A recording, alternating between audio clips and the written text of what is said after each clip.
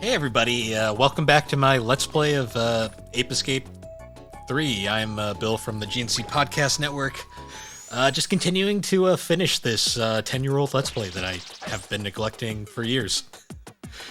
So jumping back into Ape Escape. So the way it works is each level has a selection of monkeys. There's usually a total number, but for the first run through of each level, you only have to collect a specific amount. In this case, 14 out of 19. So here's one thing I love about this game is the level variety. Like, PS2 games just have a look to them. Like, the PS2 was notably the weaker of all the systems there, not counting the Dreamcast. But the games on it, what the developers managed to do, I think just really look great. Pinchermon, crab monkey, nice.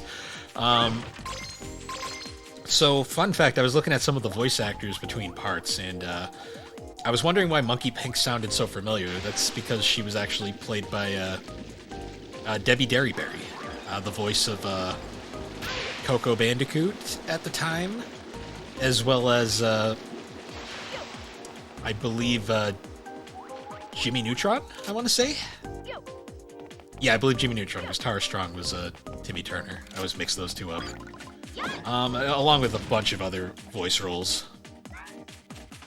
So I had a streak going throughout this playthrough of trying to get all the little filming locations. I believe this level is the level where I fuck it up, and I have to abandon that for this playthrough. Because I think one of the monkeys here, you're not supposed to kill, because the camera later on is, the camera is much later on in this level, and it actually involves the monkeys here. So one thing that's actually kind of fun about the monkey radar is when you actually look at the BIOS for each monkey, it actually gives you a whole bunch of different stats for each monkey, and they usually have a little humorous description that goes with them. I don't think I show it off anymore, because I believe I showed it off mostly in the earlier parts, which... going back to those now, I apologize. My God, I was very cringe then. I think I was using a headset mic that sounded terrible. I think you can hear the feedback from the headphones coming through into the mic during. I had no idea what I was doing. I had only done like 2 or 3 Let's Plays previous to this, because I really thought I could make it as a Let's Player, which I gave up on really quick when I realized. Wasn't going to happen, especially with my work ethic at the time. And nowadays, podcasting is just much easier and more fun, in my opinion. That being said, gotta finish this Let's Play, because at this point now I'm determined, and it needs to be done. I love the soundtracks to these games too. They're so mellow and like high energy at times. This series, it was just such a fun slingshot. Sometimes you'll have hanging monkeys there that you'll have to get. Oh yeah, the water thing has its own capture mechanic too, which is fun. So you can catch the swimming monkeys easily enough. Yeah, this series is just so fun, and it's a shame that like we missed a lot of the games originally for it. Like a lot of the games never left Japan, particularly like 2 PS2 games, a bunch on the PSP, just a whole lot. I have imported them now, and I'm able to play most of them,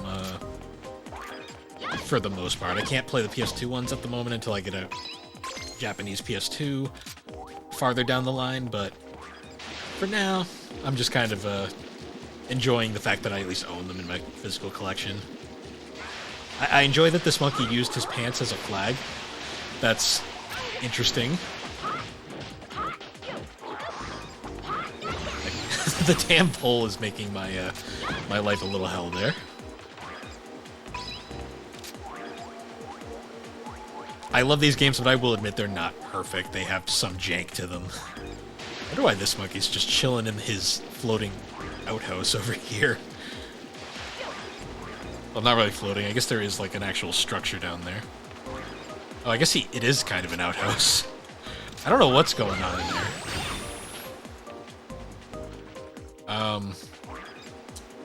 Yeah, I guess that was what was going. I think I interrupted him while he was in the toilet. That's nice. Yeah, so when you can't find any visible monkeys using the radar, that means you got to move on to the next area because you've basically you've basically finished up what's going on here. So I didn't mention it in the last part, but I had mentioned that I had alluded to that there was a second character you could choose in this game as your playable character.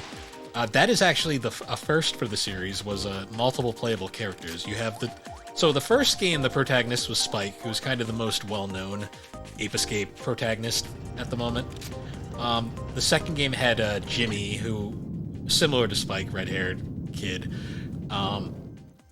And then this game changed it up where we had two protagonists. In this case, we had Kay, who's the male character I'm playing as now, and Yumi, a female protagonist, which was really nice for a little more equality and diversity with your choices, which it's always fun to have multiple choices of everything as well.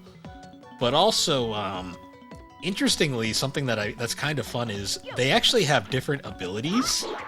And one thing that I find really fun is if you're playing as Yumi, the game Yumi is kind of, there's some strategy to playing as her because Yumi's gimmick is kind of cool where because she's a pop idol in like Japan, she's actually very popular with the monkeys, and a lot of them will be too awestruck with her that they'll actually just straight up, they won't even fight back and they'll just let her capture them, which is kind of fun. It changes the way the game's played. It's kind of like an easy mode, but at the same time it's still fun because the game's still generally the same amount of challenge overall. Yeah, the RC car is one of my favorite items. You can really use it for a lot of puzzle solving. You can also run over monkeys and mess with them with it. Just chilling there. Yeah, see, that's what I mean. There's like the little descriptions for each monkey. Aside from that, though, I think it's mostly just like text and stuff and like dialogue that changes when you play as Yumi. Her only real main difference is the whole monkeys are essentially horny for her, so they won't fight back. I love it.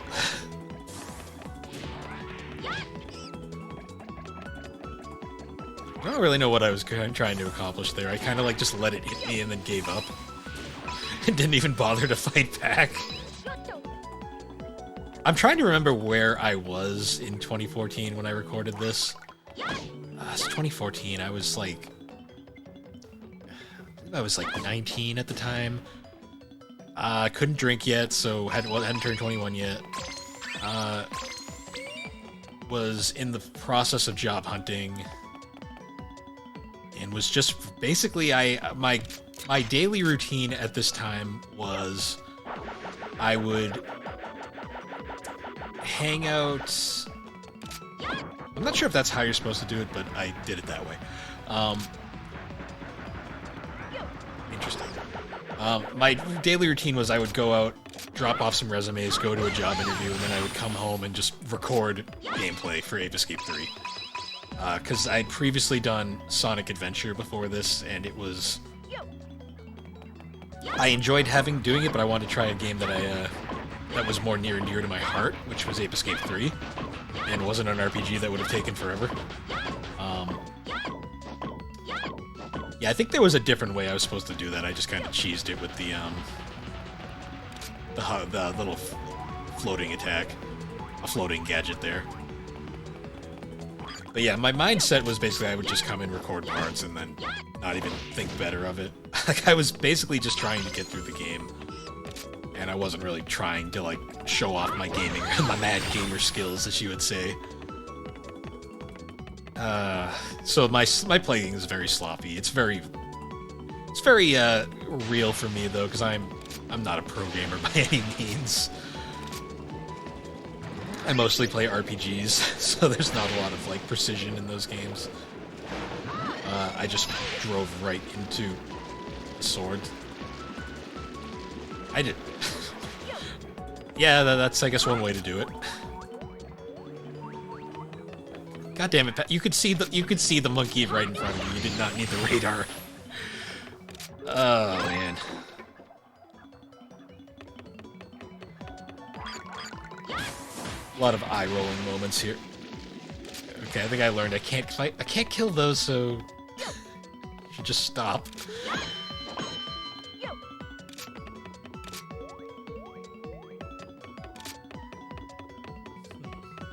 Yeah, sometimes the radar won't actually go off and won't give you any, kind of like, you'll have to, like, go somewhere else to get a lead, essentially.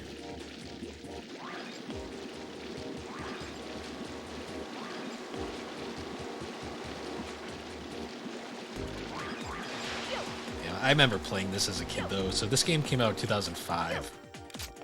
Very late PS2 game. 360, I believe, was already out.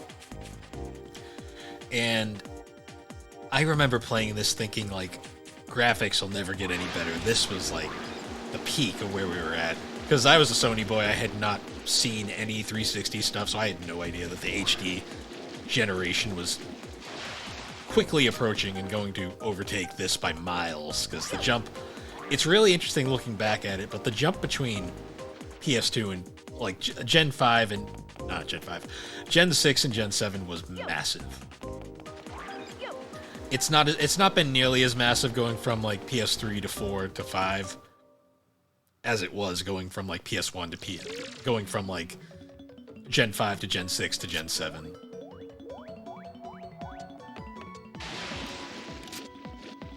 So each series of levels like has a kind of a general theme to them based off of different films. This one is very much going for like that kind of kung fu movie like idea.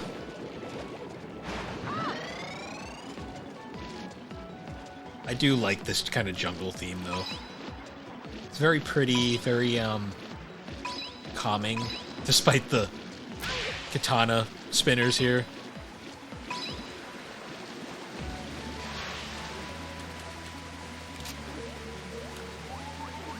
Maybe this isn't the level where I fucked up the camera thing, because I would have found it by now. I'm going to say giant bananas, that's funny.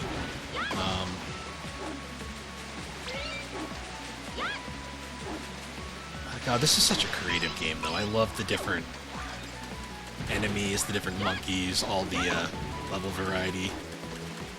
So I think the gimmick in this game that was kind of cool is the enemies were all created by Dr. Tomoki, the second-in-command villain of this game. Meanwhile, the series Big Bad Spectre was behind all the monkeys getting their helmets again. Because their goal in this game was literally they wanted to make these incredibly brain-numbing programs that would basically make everybody brain-dead couch potatoes. Kind of funny in hindsight, because we've kind of reached that in the world to a degree with some people, the way like people are just addicted to like YouTube and TikTok and stuff. God, TikTok wasn't even a thing when I recorded this. That is funny. Oh, I'm like rage quitting here because I was like, I can't deal with this bullshit. I'm using the transformation. Yeah, should have done that. In this playthrough, I remember not using the transformations to my benefit a lot.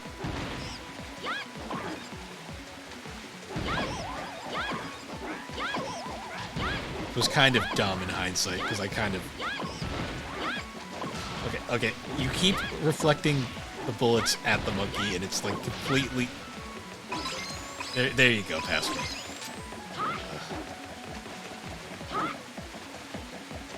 I know I would record these in like multi-hour sessions like each day too, so my brain was probably like mush at this point and just wasn't even like bothering to figure this stuff out.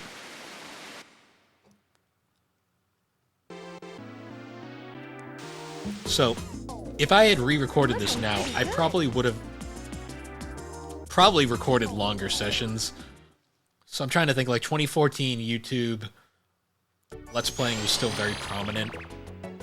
I believe most Let's Players limited their parts to like 20 minutes each, and I was like desperately trying to follow that without without really thinking about proper level pacing. And I believe routinely through this playthrough, I've just ended the parts in the middle of levels, like, abruptly, when I really should have tried to, like, space them out, like, between levels much better. Okay, so this level I really love, the plane-themed level. Basically spoofing all those plane, like, movies back in the day. Like air combat, air films. A lot of challenging... That was ambitious. A lot of challenging platforming in this stage. This is one of the more platform-heavy levels, I'd say. You kind of notice how that the jump momentum is very weird. Thankfully, when you fall, you don't lose a life. You just lose one of your cookies.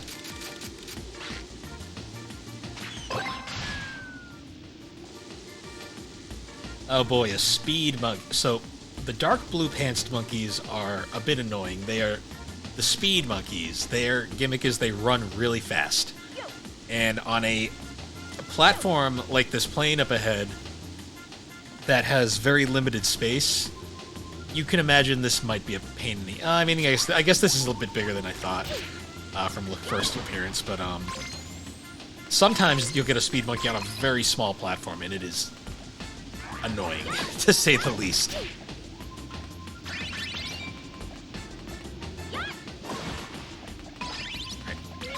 I'm being smart here in defeating the enemies, so I don't have to deal with them while I try to catch this guy.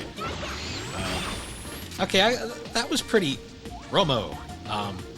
That wasn't the worst. It could have been. I've had occasions where their speed monkeys are never my friend. Yes. Tight ropes like this, you need the ninja form to get across properly.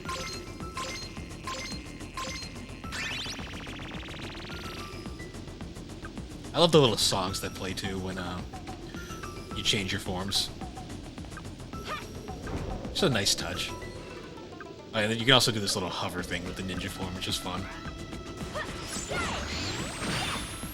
The ninja form also has a very convenient catching mechanic. So every transformation has unique catching abilities. Some of them are better than others. What the hell was that past me? Oof. So on the plus side, checkpoints, your monkey capture progression is saved between once you catch them. So if you do happen to die and it brings you back to a checkpoint, your monkeys are still caught, so you don't have to re-catch them, which is convenient.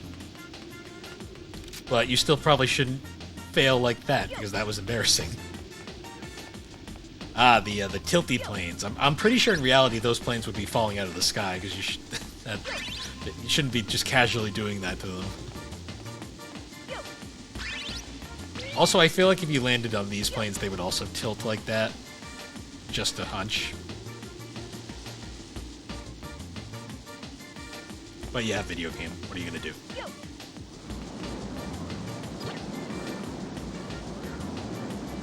Yes, so this is an interesting one. The high speed, you kind of need to get through this quickly. Well, first things first. No, you had the right idea, Pat. Dumbass. No.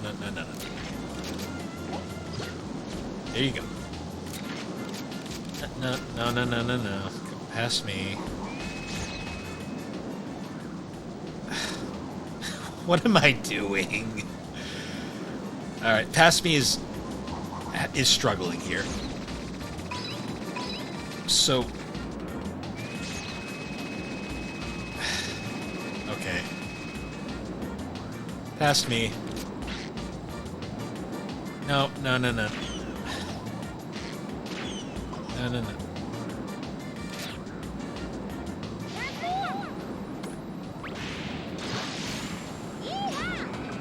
I'm going about this entirely the wrong way.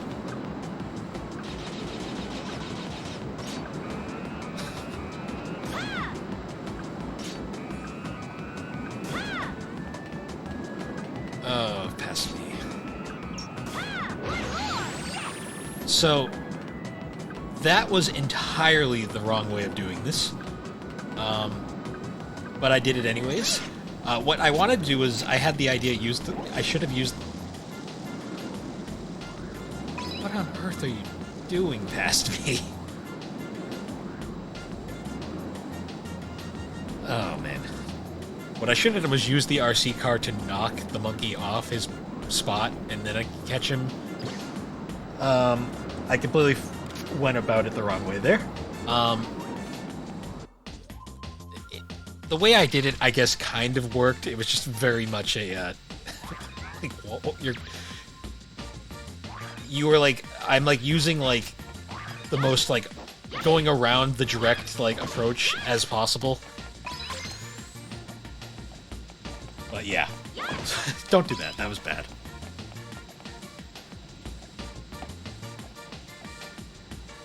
Big plane. Oh, end of episode. Yeah, I just ended in the middle there. That was great.